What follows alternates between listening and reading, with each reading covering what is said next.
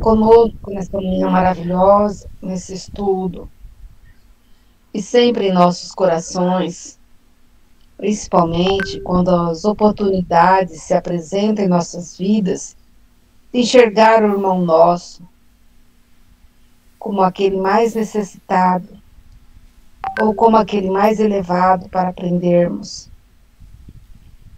Que possamos buscá-lo, Senhor, ainda que seja por intermédio desse fogo purificador, para que as nossas almas possam encontrar a Ti e ao nosso Pai Criador.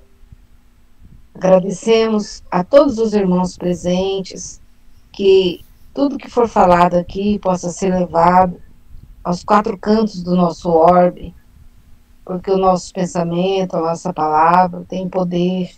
Então, que possa ir conscientizar ou cair na consciência de alguém para que possa renovar os seus atos e que caiba para nós também renovarmos a cada dia, por causa que o seu amor é imenso.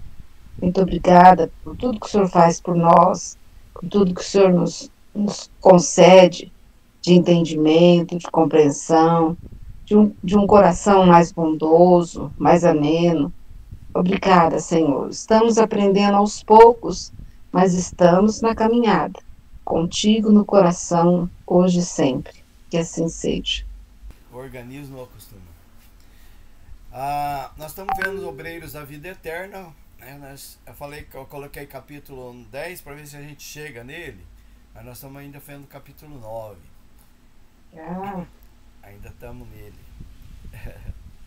É,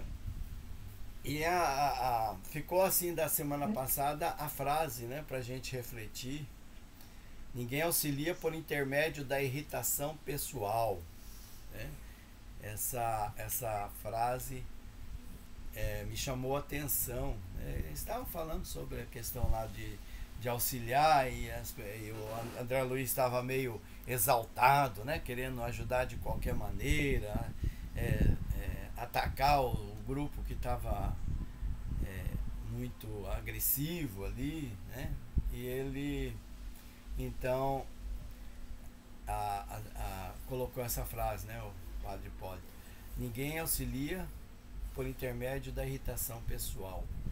Eu lembro de uma frase que a gente costuma usar, né, de um ensinamento, principalmente com as nossas crianças: você vai ter que fazer a coisa que faça com boa vontade, né? Fica mais leve para você e para o outro também fica mais prazeroso. Então, às vezes, a pessoa precisa de auxílio, a gente fala, eu tenho que ajudar. E vou lá, né? Só de falar eu tenho já é um peso. Né? E eu vou lá fazer e faço com uma vontade e tal, a coisa não dá certo. Ou então fica mais pesado do que antes. Então, a irritação pessoal, ela leva a gente a se auto punir, né? Nós mesmos é que ficamos mal, né? Às vezes tem certas coisas que a gente não quer fazer mesmo, né? Que a gente limita, né? Tem essa questão, né? Do bonzinho e do bondoso, né? Dizem que Deus é bondoso, Deus não é bonzinho.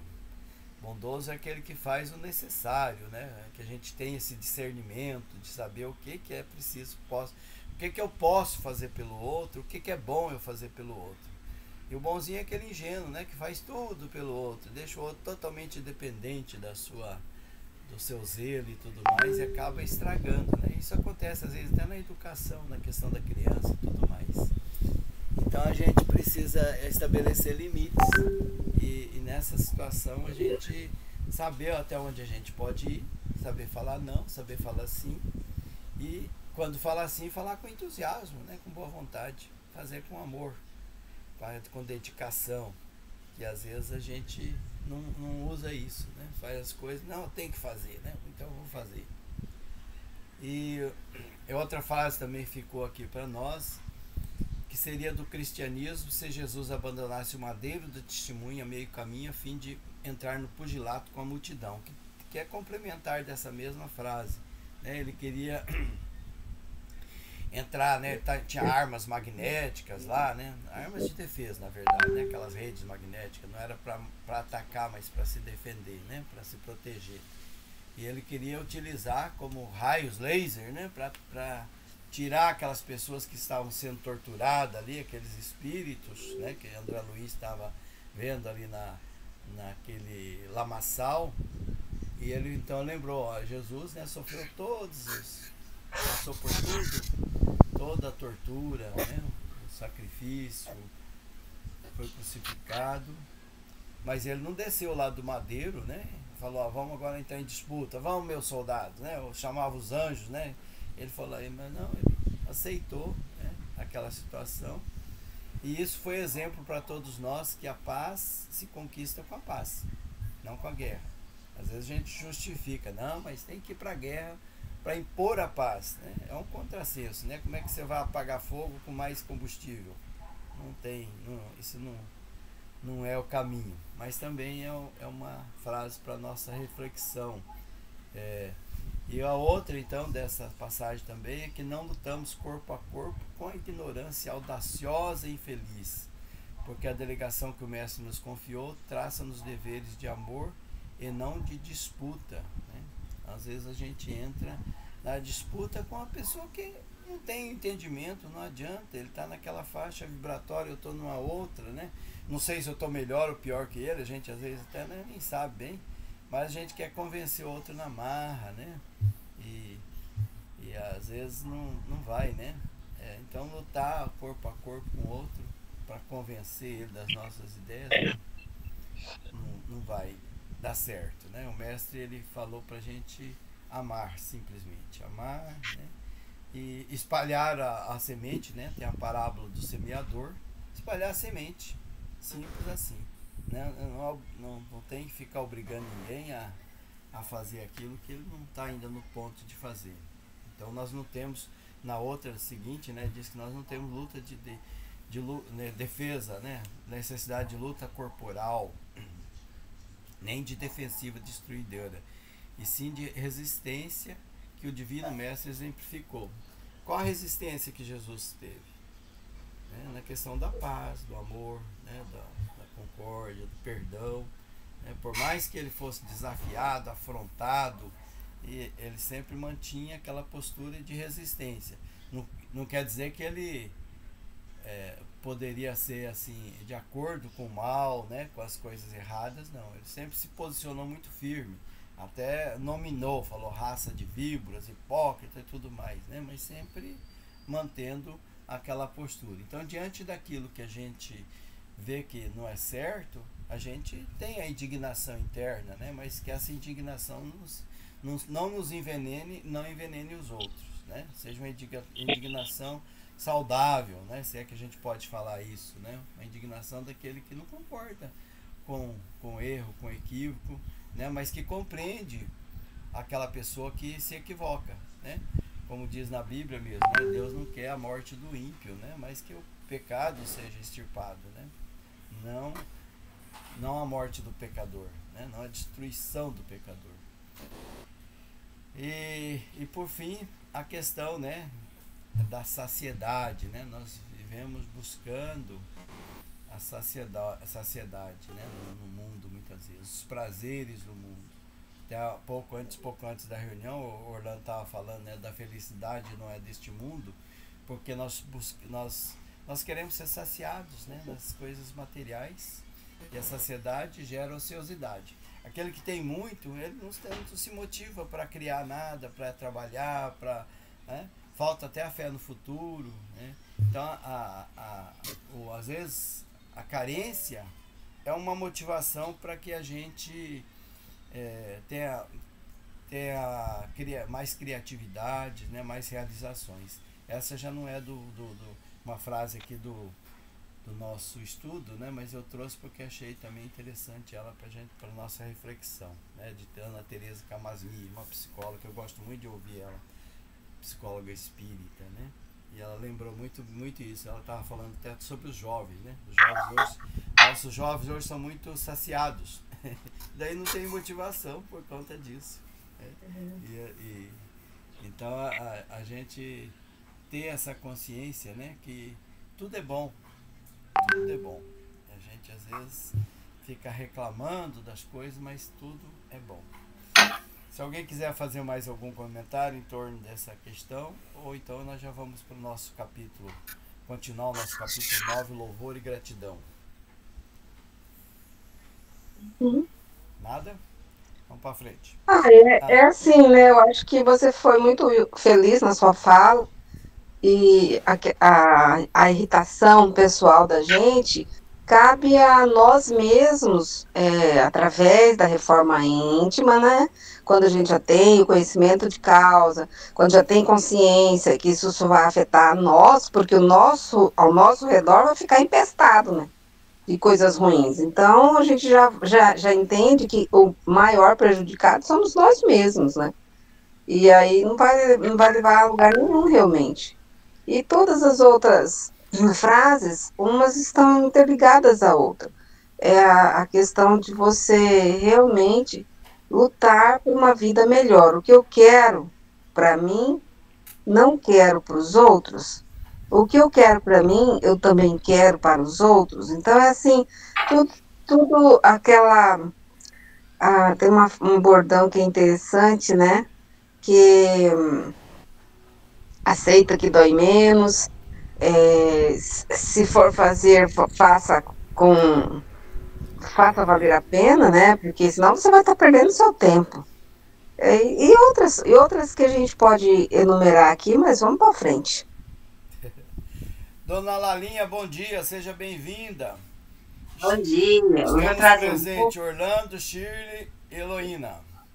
Oi, Bom dona dia. Lalinha. Bom dia para vocês todos. Bom dia. Bom dia, Shirley. Bom dia, dona Lalinha. Bom dia, seu Orlando. Dona Lalinha dormiu um pouco mais, Maravilhoso. é sábado, né? Dia. Hum? Sábado convida. Louvor e gratidão. Então, o Padre Hipólito, ele esclarece lá como é que é a rotina da casa, né, para nós. E uma das coisas que André Luiz observou, logo que ele chegou ali da volta do tour, né, que eles tinham feito, né, para resgatar o Padre Domênico, ele percebeu muitas pessoas indo, né, umas amparando a outra em direção à casa, e percebeu um menino com a senhora, né, que era mãe e filho, e ele protegendo e ajudando ela e tal. E aí ele achou aquele estranho e perguntou para o Padre Hipólito o que se tratava. Ele falou: isso é uma das rotinas da casa, né? Ele está desencarnado, o menino, e a mãe veio aqui para ser consolada por ele. Então ela está em companhia do filho desencarnado e ele está amparando, porque ele está numa condição bem melhor que a mãe encarnada. Então aqui isso é muito comum, né? Que ele perguntou, achando assim que era uma coisa assim muito estranha, né, muito excepcional, e ele falou: do que se trata? Daí ele explicou, falou: não, isso é comum aqui. Certamente o filhinho, como tantos outros, conduz a mãe dele aos gabinetes de auxílio. Isso aí é para a gente lembrar, né, que a morte, né, o desencarne, ele é uma passagem, uma viagem, e que a vida continua, né? A gente tem dificuldade de aceitar isso, né? Nós estávamos até comentando o estudo da quinta-feira do Livro dos Espíritos, a dificuldade que nós temos de aceitar certas coisas, né? Isso aí é uma delas, né?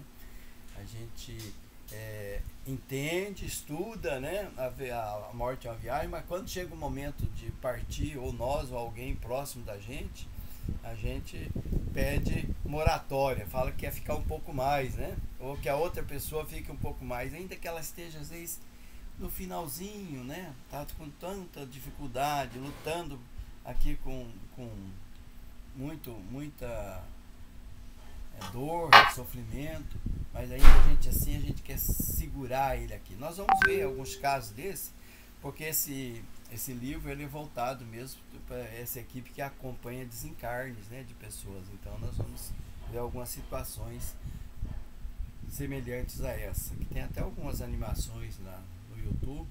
Depois eu vou dar uma olhada e botar no grupo para auxiliar no nosso estudo.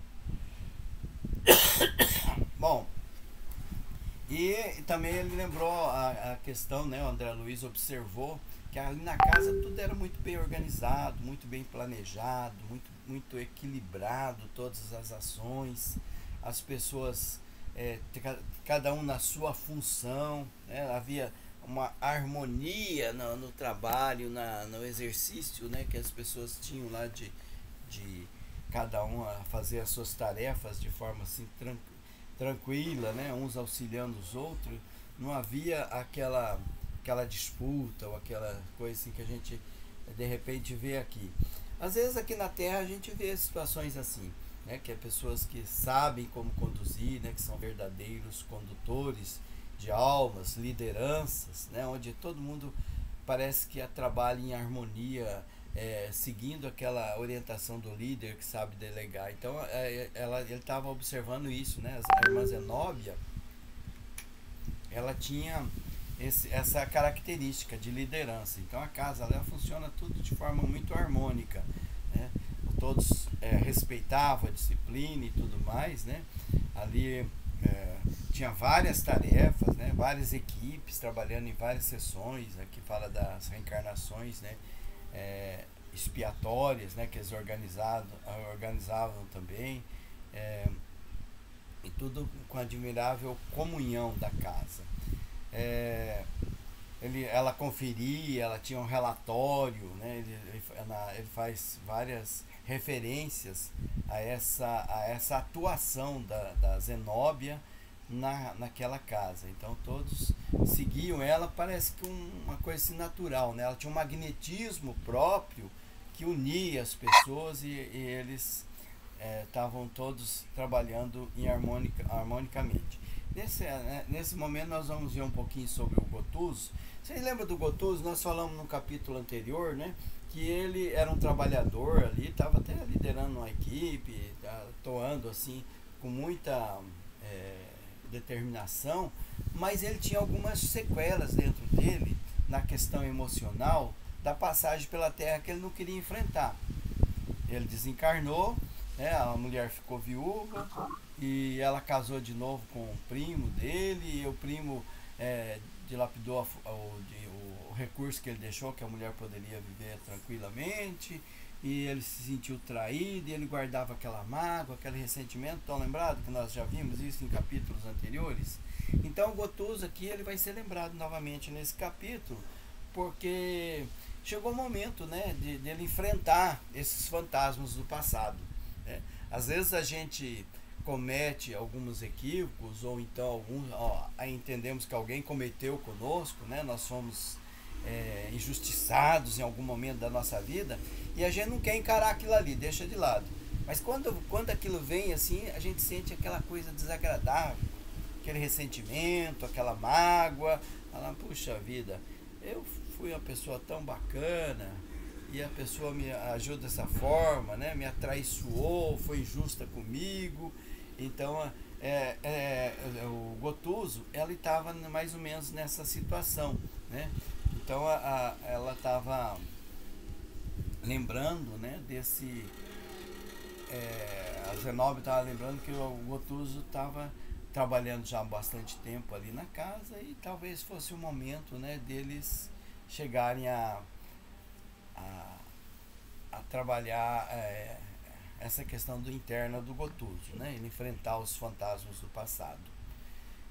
Então ele estava meditando, né, nessa questão de estudos que nós fazemos.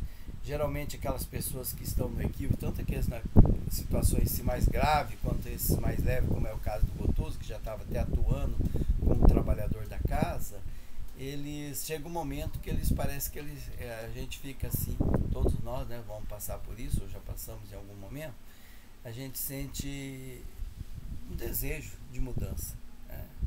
Eu estou cansado dessa coisa, né? De ficar sentindo isso que eu estou sentindo, isso não está bom. E Gotuso estava mais ou menos sentindo isso também, né? Meditando a situação toda. Então logo que eles chegaram a casa, ela se estruturou, se observou lá como é que estava tudo, e fez uma oração. Essa oração nós não vamos ler, que ela é um pouquinho longa, mas depois eu vou colocar no grupo e alguém faz a leitura e grava para dona Lalinha também ouvir, ou então eu mesmo farei depois, né? Que ela, então talvez a gente faça ela no finalzinho da reunião, faça a leitura. Vamos ver como é que nós caminhamos até lá.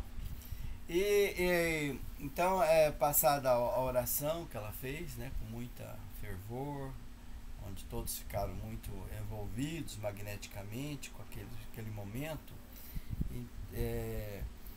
ela estava muito satisfeita, muito alegre, a Zenóbia, pelo êxito da missão que eles tiveram, né, na questão do domínio. O domínio estava encaminhado, ia reencarnar, como nós vimos anteriormente. Era uma reencarnação onde ele aceitou que ia reencarnar, mas ele não tinha nem muita ideia de como que seria, porque decidiram por ele. E ele aceitou isso porque ele já estava cansado daquela vida, de viver naquela situação de revolta, de indignação contra Deus, né? Porque ele foi um padre e acreditava então que estava sendo injustiçado.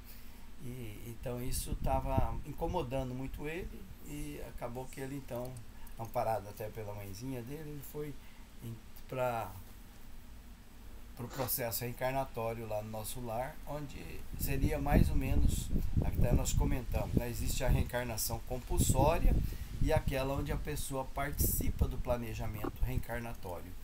No caso do Gotu seria compulsória porque ele não ia participar do planejamento, mas não era tão compulsório assim porque ele estava aceitando, né? Não foi assim uma coisa assim que veio para ele e ele tinha que fazer, não. O que vocês me derem tá bom, porque realmente eu me sinto incomodado da situação que eu estou, muito sofrido, e eu quero mudar o rumo. E a Zenóbia então estava feliz com isso, com todo esse resultado, e se alegrava com a oportunidade de serviço, né? Ela dizia que isso é uma fortuna, poder servir, né? É muita felicidade, muita aventura repartir o bem, né? Então ela estava feliz. Até eu coloquei aqui uma frase, né? O Filho do Homem não veio para ser servido, mas para servir, de Marcos 10:15, capítulo 10, versículo 15. Então, o servir, a gente sempre observa nesses livros de André Luiz e outros tantos espíritos, que a pessoa, através do servir, ela se sente melhor, né, do que ser servido, né, do que estar no desvio ou no gozo. Então, o servir é o caminho para a pessoa ficar bem, né, se sentir melhor, se sentir mais feliz. Então, o servir com alegria, com bondade, com amor, como nós dissemos aí no começo, né, servir, fazer, né, sem irritação, mas fazer com amor. E aquela equipe toda que estava ali tinha essa característica de servir com muito amor.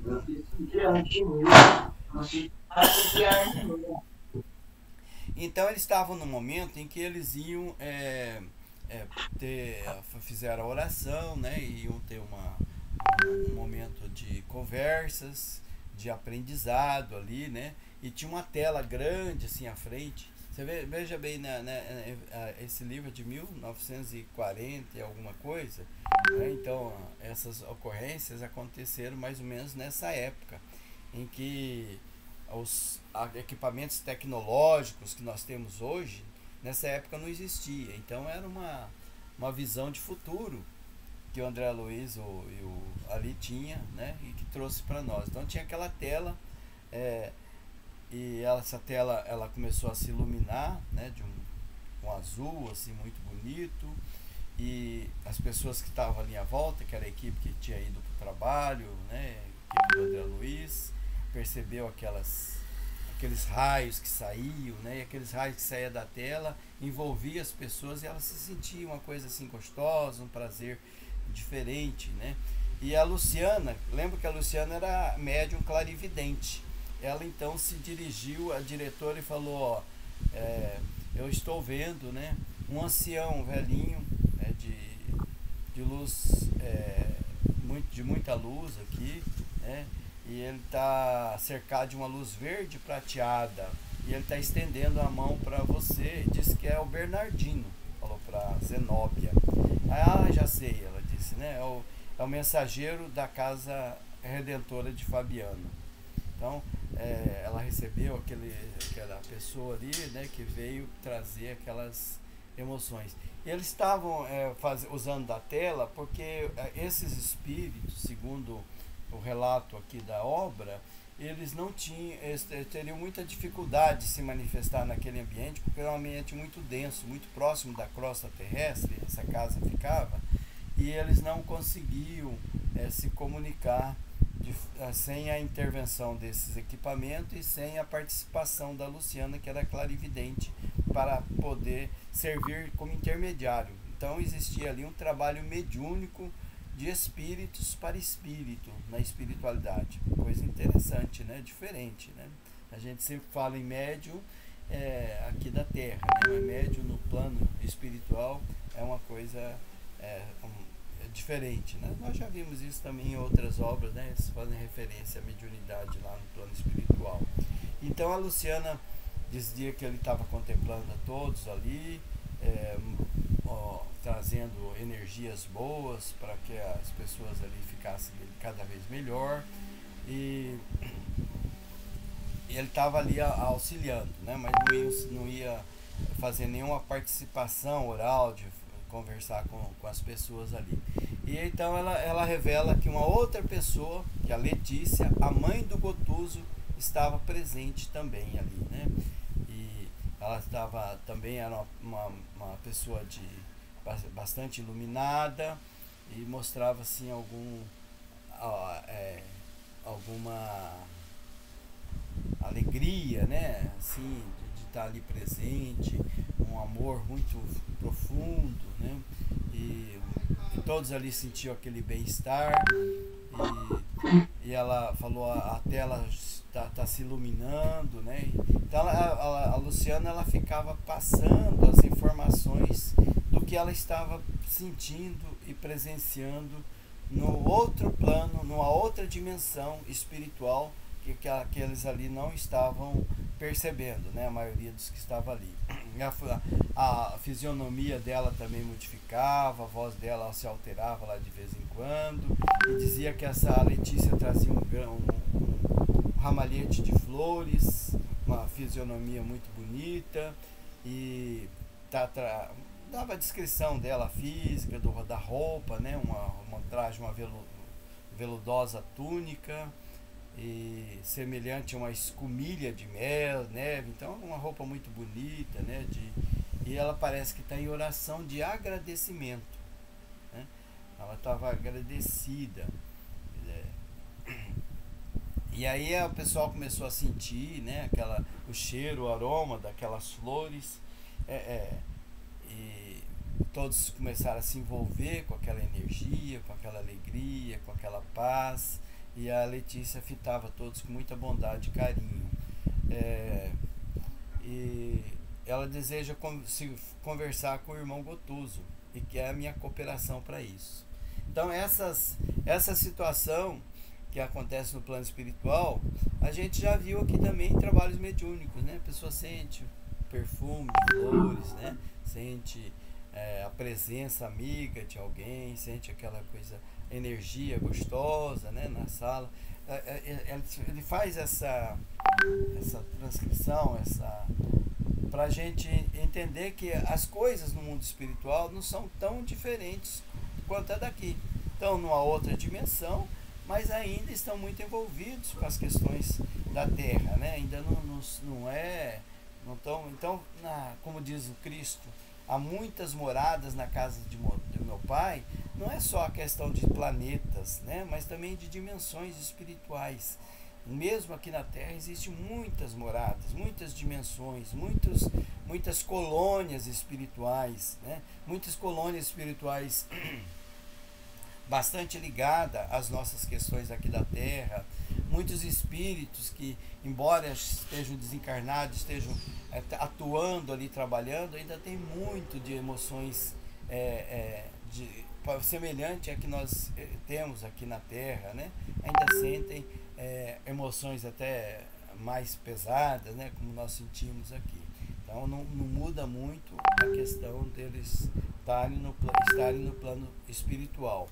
E então a Zenóbia, que era a líder ali, autorizou a Luciana, né, que ela pudesse trazer essa manifestação da Letícia, que estavam todos ali prontos para receber aquela emissora, aquela emissária, aliás, de luz, né, da Casa da Paz. Gotuso estava disposto ali, né, estava à disposição dela.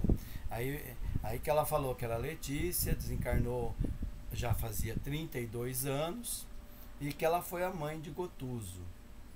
E a fisionomia já da Luciana se modificou, se transfigurou, ela apresentou um sorriso muito bonito nos lábios, a fronte da Luciana irradiava luz, e com a voz já modificada. Nós já vimos isso também em trabalhos mediúnicos, né? A pessoa modifica a voz e até o semblante ela se modifica. E ela então começou a transmitir a mensagem, falando: irmãos, seja conosco a paz do Cordeiro Divino. Não queremos perturbar a reunião que congrega serviço impessoal da verdade e do bem, mas com a permissão dos nossos orientadores, vem ao encontro de alguém que me é muito caro. Estava se referindo ao Gotuso, né? Vem aqui por conta do Gotuso, para despertar a consciência dele para horizontes mais altos da vida. Então eu peço a permissão dos amigos para esse trabalho aqui. Nossas experiências mais valiosas, né, de troca de valores. Então aí foi falando, né, com eles, né, sobre o trabalho, né, fazendo trabalho do Cristo, similar à questão da abelha que recolhe o mel da sabedoria em todas as flores de amor e trabalho. E quero aqui, né, colher, né, de forma assim fraterna a tolerância, a compreensão de todos. E daí se dirigiu ao Gotuso, né? Gotuso, meu filho, eu vou ser breve. Antes da advertência, olha que ela ia dar um puxão de orelha no Gotuso, né? Antes da advertência, já roguei ao Senhor o que o abençoe e inspire sempre. Ouça sem paixões a sua mãe, né? Não se coloque na defensiva. Geralmente quando vão chamar a atenção da gente, a gente já se coloca na defensiva. Não, mas também, porque o Gotuso ainda estava com aquela mágoa, aquele ressentimento, né? Aquela coisa ruim com relação à esposa, com relação ao novo marido da esposa, e ele estava sentindo traído, né? Afinal, ele partiu para o plano espiritual e ela casou de novo, né? E não ficou viúva lá esperando por ele. Ele ainda estava ligado a essas questões. E então a mãe dele já estava preparando ele na fala para que ele não criasse essa couraça de proteção que a gente geralmente cria para manter os nossos vícios morais. A gente fala: não, mas eu estou fazendo isso por causa disso, né? Afinal, o que ela fez não é certo, o que meu primo fez também não é certo, né? Eu tenho razão em estar com essa mágoa, com esse ressentimento, com essa falta de perdão. A gente sempre acha uma forma, né, de justificar o nosso temperamento, as nossas emoções. Então ela estava fazendo isso. Ouça desapaixonadamente a palavra da sua mãe e velha amiga, né? Plano espiritual, né? Aquela ligação de mãe vai se modificando, né? Vai se tornando velha amiga, irmãos, né? Escuta, meu filho, tire essa questão do eu, né? Que está impedindo você de crescer, né? E fique mais aberto a isso, né? Não despreze essa oportunidade de elevação. Então ele falou: como pode menosprezar a santa oportunidade de elevação? Ele estava ali trabalhando, vendo tantos exemplos, tantas situações similares a dele, até pior situação que a dele, e era oportunidade de aprendizado para ele, de crescimento, né? Como você pode menosprezar essas oportunidades? Como pode permanecer em repouso perante as necessidades primordiais do espírito? Quando ela fala em repouso aqui, não quer dizer que ele estava repousando, não, pelo contrário, ele estava trabalhando ali arduamente, mas o repouso da transformação moral. Às vezes a gente está atuando aqui, né? Faz um monte de atividades em relação ao bem ao próximo, de orientação, de aprendizado, disso e aquilo, mas aquele aprendizado, ele é vazio. não nos transforma, nós continuamos alimentando aquelas mágoas, aqueles ressentimentos, aquele orgulho, aquela vaidade, ciúme, aquelas paixões viciantes que nos escraviza, que nos prende, a gente continua mantendo ela dentro da gente, né? Então, é isso que ela estava lembrando, né? Quando ela fala, como pode permanecer em repouso? Quer dizer, como repouso eu, né? A gente fala assim, né? Quando é com a gente. Como que eu estou em repouso? Eu estou aqui, né? Vou lá na casa espírita, na sopa, atuo ali junto com pessoas. No meu trabalho eu aconselho, oriento. Onde eu estou sendo um cristão a serviço de Jesus Cristo. Como é que eu pode dizer que eu estou em repouso, né? Mas é as necessidades primordiais do espírito. Qual que é a minha necessidade? Transformação. Qual que é a minha necessidade? Vencer aquelas situações egoístas que eu tenho dentro de mim que estão me fazendo mal. Então a gente sempre tem que pensar bem assim, estou incomodado? Tem alguma coisa me incomodando? Né? Tem uma frase que diz assim, se está doendo, pega que é teu. Doeu? Pega que é teu. Né? Então a gente às vezes acha que, doeu, tô sofrendo, tô em crise, tô isso e aquilo. É teu. Olha o que você pode fazer para mudar essa perspectiva dentro de você, né? A forma como eu encaro aquele desafio, aquelas vicissitudes, aquelas dificuldades, é que mostra para mim o que eu sou, né? O meu bem-estar não depende do exterior, depende muito mais do que está dentro de mim. Eu posso estar numa situação muito complicada, enfrentando ela de forma muito tranquila, muito serena, como nós vemos exemplos, né? O Orlando mesmo, ele gosta de falar daquele gigante deitado, né? Jerônimo é um exemplo para nós, né? Uma pessoa que olha, né? Tantas dificuldades, e você não via ele triste, ele via ele fazendo piada da própria situação dele, né? Fazendo graça. Então, são exemplos, né? Que a gente pode, uma mesma situação de dor e sofrimento, um enfrenta de uma maneira, o outro enfrenta de outra, completamente diferente. Então é isso, né? Nós precisamos modificar essa forma de ver, a transformação interior. Então o mestre aproveita as qualidades utilizáveis do discípulo em determinado setor de aproveitamento, adiando por misericórdia a melhoria ou aprimoramento de certas zonas obscuras da personalidade. Então, Deus sabe esperar. Eu não estou preparado para vencer essa mágoa, esse ressentimento? Tá bom. Fique com ela guardadinha aí, né? Uma hora você vai despertar, uma hora você vai cansar disso, né? Então o mestre aproveita as qualidades utilizáveis do discípulo. Então você atua, né? Continua fazendo alguma coisa útil em benefício do próximo, mas um dia você vai ter que enfrentar essa dificuldade que são zonas obscuras da personalidade, né? Você vai ter que passar por isso, você vai ter que aprimorar ela, você vai ter que enfrentar ela, né? E esse enfrentamento pode durar muito tempo, pode ser rápido, depende de cada um de nós, né? Entender, nos perdoar, perdoar o outro, né? Se enxergar, eu pisei na bola lá atrás, fiz coisa errada, mas era o que eu podia fazer na época, né? Eu não tinha como fazer diferente. Ué, já está avisando aqui que a nossa chamada está terminando. Acho que eu conversei demais. Já tá rápido demais, credo. Eu acho que eu conversei Tudo que é bom demais. dura pouco, Adilon. Hã? Tudo que é bom dura pouco. Ai, Eu acho que eu estou conversando demais. Alguém quer comentar mais alguma coisa aí? Não? Eu pensei que a gente ia avançar bastante. sobre isso aí, eu lembrei de um professor lá de Minassur.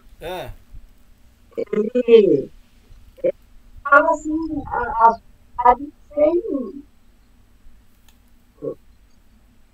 Foi um telefone aqui me chamando e não consegui dizer. A filha dele morreu, foi ele que fez o discurso no encerramento lá de enterro dela.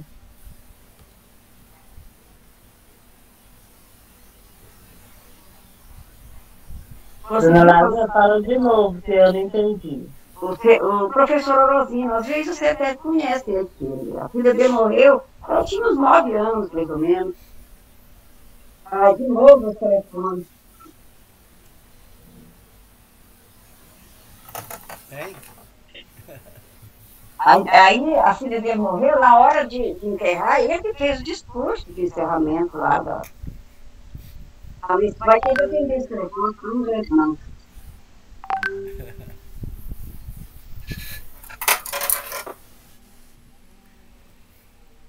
Muito bem.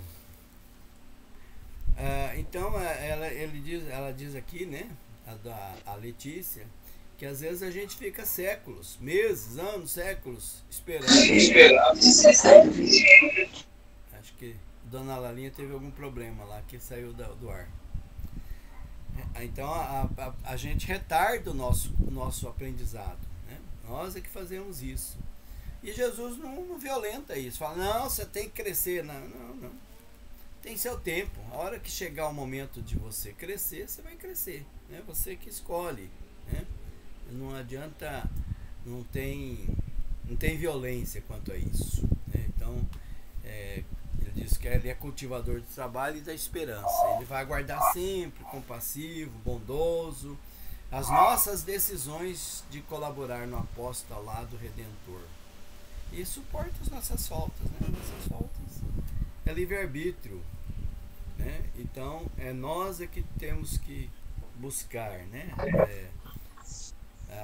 Nos perdoar e perdoar o outro, né? Ele não vai obrigar, até ele diz aqui, ó, sem dúvida não nos fulminará com raios destruidores pela nossa demora em desculpar alguém, né? Demorando a perdoar, então ele vai dar um jeito de apressar a coisa. Não, cada um no seu tempo. No entanto, ele recomendou, perdoemos 70 vezes 7, não vai perseguir, né, pela nossa dificuldade que nós temos. Eu não vou com a cara daquela pessoa, não tem simpatia com aquele irmão, né, que ele é diferente e tal, mas ele diz, né, ele orienta, amemo-nos uns aos outros, né, amemo-nos uns aos outros. Então cada um tem o seu roteiro, a sua forma de vivência, sem que se obriga, né? Então ela faz alguns elogios à casa também, né, a Letícia, todos ali trabalham em harmonia, com o esforço de cada um, os valores, né, que tem ali na casa, e que ele está muito bem ali, né? Que ali é um lugar onde ele está atuando, que ele está trabalhando bastante, isso é muito bonito. Ela elogia o trabalho do Gotuso, mas, porém, né? Sempre tem porém. E você, Gotuso? E o seu destino? Como é que fica? Os seus amigos estão aí, estão te ajudando, mas eles não podem substituir as realizações que competem somente a você. Você tem que fazer, né? Então você tem que trabalhar. Seus pensamentos mais íntimos, né, ainda te incomoda, né, aquele sentimento ainda te dilacera o coração. E aí ela faz algumas perguntinhas, como assim: como conduzirá o dos doentes à cura, se prossegue magoado com aqueles que o feriram aparentemente? Então, ele está ali, né, tentando curar pessoas, né, que estão passando às vezes por situações parecidas com a dele. Como é que ele pode fazer isso se ele também está doente? Se ele também alimenta dentro de si aquela mágoazinha, né, aquele ressentimento? Como dará lições de bom ânimo aos tristes, se demora tanto tempo na ilusão do desalento, né? Porque ele estava triste pela situação, né? Ele estava desalentado, e aí ele está ali aconselhando, né? Fazendo palestras junto a equipes, né? Que ele encontra ali, falando: olha, né? A gente tem que abandonar a tristeza, temos que parar de reclamar da vida e tal. Mas ele mesmo internamente ele não é isso, né? Por fora ele aparenta, né, ser isso, mas dentro dele ainda aquela mágoa, aquele ressentimento tá presente. E quantos de nós não temos isso, né? Como disse Francisco de Assis, né, você só pode dar daquilo que tem, né, naquela famosa oração, né? Eu tenho que ter amor para dar amor, tenho que ter alegria para dar alegria, enfim. Ó filho amado, ninguém serve a obra do Pai com a mente toldada pelo vinho amargoso das paixões. Olha uma outra frase aqui, parecida com aquela que nós lemos no começo, né? Ninguém serve ao Pai com a mente toldada pelo vinho amargoso das paixões. Então, se a gente alimenta muitas paixões ruins dentro da gente, nós não conseguimos servir ao Pai. No livro dos Espíritos diz, né? Aquele que faz o bem, né, dessa forma, o bem acontece, né? A pessoa é beneficiada com aquele bem, mas a pessoa que fez não tem nenhum valor. Ele não cresceu, ele não avançou dentro dele mesmo. Então, abra o seu entendimento pelas bênçãos divinas. Não guarde vermes destruidores no jardim da esperança. Ela faz várias comparações aqui para eles, analogia, para que ele entenda, né, que ele está alimentando coisas e está estragando as flores que poderiam dar belos frutos no futuro. Ele está num local para isso, né? O local que ele está é excelente para ele desenvolver esse trabalho, né, de reforma íntima, de mudar, né, de se curar, né? Porque ele está curando outros ali, ajudando na cura dos desequilibrados, né? Mas ele mesmo precisa também provar daquele próprio remédio. Então, você não quer ir mais além, né? Lembra da ociosidade, você ainda quer ficar permanente naquela situação por tanto tempo. Então, aí você admite satisfeito, você está satisfeito em estar escravo do estacionamento, o cárcere do estacionamento. O que é isso? Estou preso naquela estação. Eu não estou avançando. A minha viagem parou ali, né? De malgrado ao caráter do trabalho, que é edificante. O trabalho ali é muito bonito, mas ele não está me modificando. Não deseja você se libertar para libertar efetivamente os prisioneiros da ignorância? Você quer ajudar mesmo as pessoas que estão aí? Então liberte-se você da ignorância também, que daí você vai ajudar realmente as pessoas que estão ali. Você não quer um plano superior para ajudar mais ainda, né? Se você se melhorar, você vai ter mais talentos, mais condições de ajudar muito mais gente. E não falo você hoje somente como sua mãe, né? Eu falo para você muito mais além disso. Somos ambos filhos do Pai Altíssimo, né? E a minha devoção por você não é menor, pelo contrário, né? Quando eu estou aqui no plano espiritual, minha devoção é maior ainda. Somos ambos filhos do Pai Altíssimo. Então ela diz assim: eu estou muito ligada a você, não vou abandonar você, essas inclinações menos elevadas, mas eu vou trabalhar para que você possa sair dessa, né? Então eu quero ouvir de você o que você quer. Quais são os seus propósitos? Porque você tem colaborado aqui nas tarefas do bem, é um trabalhador, né, muito dedicado, mas você tem o direito de descobrir os próprios erros e retificar os caminhos que lhe compete. Então me compreenda, meu filho, né? Eu venho conversando com as pessoas e outras autoridades minhas aqui, né, para que você desperte da sua consciência. Pessoal, tá terminando nosso horário mesmo. Não vai, eles vão tirar nós do ar. Então nós vamos parar por aqui. Tá dizendo que tá faltando mais. Termina em 5 minutos, tá dizendo aqui. Alguém quer fazer um comentáriozinho? Na próxima nós vamos ver a redenção do Gotuso, quem sabe. Quem sabe ele vai acordar para a vida. No próximo sábado. Algum comentário? Tranquilo? Tranquilo. Então tá. Alguém quer fazer oração? Vamos fazer aquela oração mesmo que nós vimos no início. Deixa eu trazer ela aqui para... Aqui está. Deixa eu fazer a oração do Pai Nosso em aramaico. Opa! Olha só. Então tá. Não, mas eu vou falar em português. Você vai falar em português. Eu já estava achando. Falei, meu irmão tá falando em aramaico agora. Não é na língua. Tá certo. Eu também falo.